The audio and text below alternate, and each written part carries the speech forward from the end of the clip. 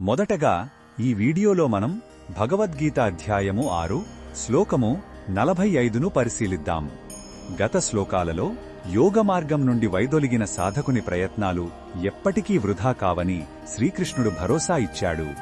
ఈ శ్లోకంలో ఆ యోగి యొక్క అంతిమ గమ్యం గురించి వివరిస్తున్నాడు. మొదటగా ఈ పవిత్ర శ్లోకాన్ని భక్తితో విందాం.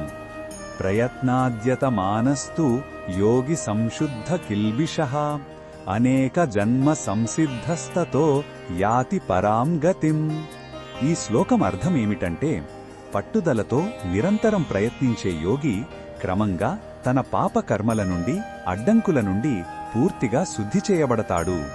అనేక జన్మలపాటు చేసిన సాధన ద్వారా పరిపూర్ణతను సాధించి చివరకు అత్యున్నతమైన గమ్యాన్ని అంటే పరమాత్మలో ఐక్యమయ్యే మోక్షస్థితిని పొందుతాడు. ఈ శ్లోకంలో ఉన్న భావం మనకు ఏమి చెప్తుందంటే, ఆధ్యాత్మిక మార్గం ఒక పరుగు పంద్యం కాదు, అది ఒక సుదీర్ఘ ప్రయాణం. ఈ ప్రయాణంలో మనం వెంటనే ఫలితాలు ఆశించకూడదు. ఎంతో ఓపిక, పట్టుదల అవసరం. మన చిత్తశుద్ధితో చేసే ప్రతి చిన్న ప్రయత్నం కూడా వృధా కాదని, అది మన ఆధ్యాత్మిక ఖాతాలో జమ అవుతూ ఉంటుందని ఈ శ్లోకం గొప్ప భరోసానిస్తుంది. అనేక జన్మల తర్వాతైనా సరే మన ప్రయత్నం మనల్ని ఉన్నత స్థితికి చేరుస్తుందని శ్రీకృష్ణుడు హామీ ఇస్తున్నాడు.